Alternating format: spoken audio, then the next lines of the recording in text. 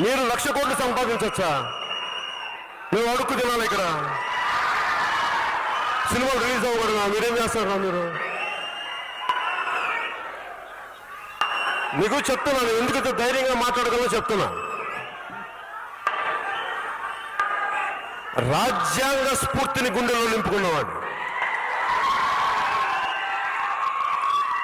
23 ఏళ్ల వయసులో భగత్ సింగ్ చచ్చిపోతే ఎందుకు చచ్చిపోయాడు? అబ్బాయి ఎందుకు చచ్చిపోయాడు అనుకునేవాడు.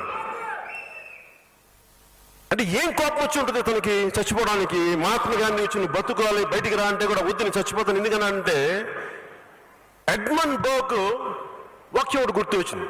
ఐరిష్ ఫిలాసఫర్ అనుకుంటారు, పొలిటికల్ స్టేట్స్మెన్.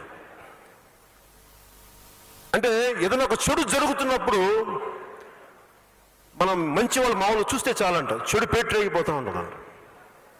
అలాగే భారతదేశంలో ఎంత దారుణాలు జరిగినాయి, ఎంత హీనమైన క్రైమ్స్ జరిగినాయి, మన చలనం ఉండదు మనకి. అందుకని ఆ విసుగుతోటి భగత్ సింగ్ నేను చచ్చిపోయినా మీరు లెగుస్తారా మీరు అని చెప్పి ఆత్మహత్యకి వెళ్ళిపోయాడు. తన ఉరిశిక్షకి వెళ్ళిపోయాడు సిద్ధంగా. ఈ రోజుకి ఎందుకు భగత్ సింగ్ గురించి మాట్లాడుతూ ఉంటే మనందరినీ మన సోమరితనాన్ని నుంచి, మన చేతగానితనాన్ని నుంచి బయటకు వచ్చి అన్యాయం జరుగుతున్నప్పుడు మీరు